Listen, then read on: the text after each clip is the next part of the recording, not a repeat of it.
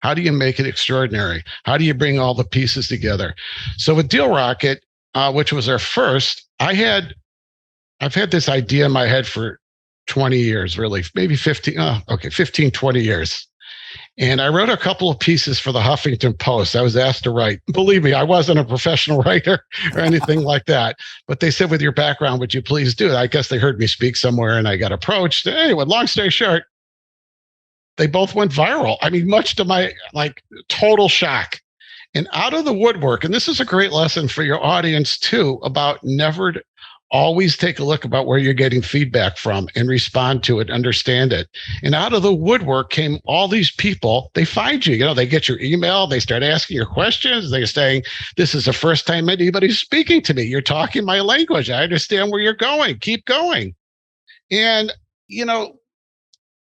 I had never developed software, at least thought so. And then a friend of mine said to me, you really should develop software. You got this concept in your mind and do it. I said, I can barely write code. He goes, sometimes you're just either the smartest person in the room or the dumbest. I mean, seriously.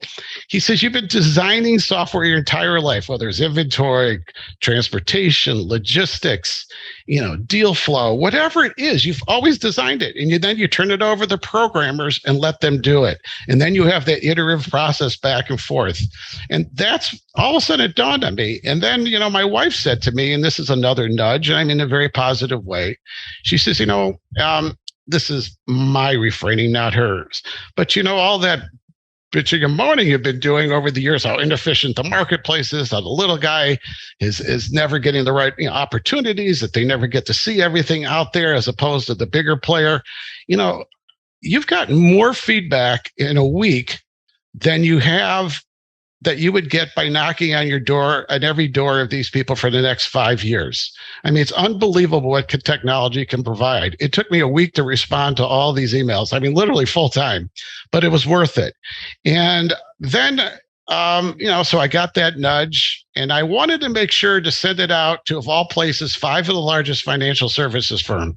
I wasn't quite convinced yet, but I just wanted to get some validation because I've always felt that the big guy needs the little guy as much as the little guy needs the big guy. Okay. And this is where we've come up with a term, and I've written about quite frequently, called big guy, little guy collaboration.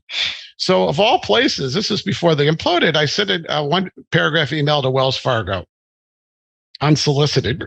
I wasn't expecting, realistically, was I expecting to get anything back? No, but I sent it at 4 p.m. on a Thursday. Friday at 9 a.m. in the morning, they call me.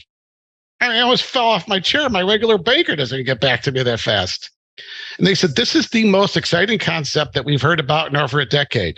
Remember, we hadn't written a stitch of code at the time. So I just want you to know. And I was like, whoa. And they said, you're talking about ecosystem investing where, we can bring in our customers, clients, prospects, offices, teams, and all that. I mean, and bring them all together and, and cut out all these, inefficiencies and things. And we can really show our services and so forth like that. And I'm going on and I'm just waiting for that butt to drop, Ken. I'm just waiting. And then they said it. They said, we have 3 million small business customers.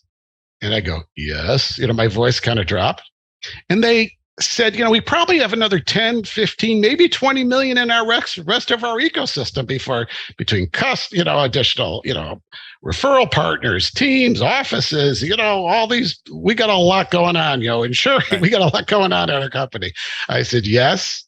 And then they said, but how do we know it works? And they said, are you familiar with an MVP, minimally viable product?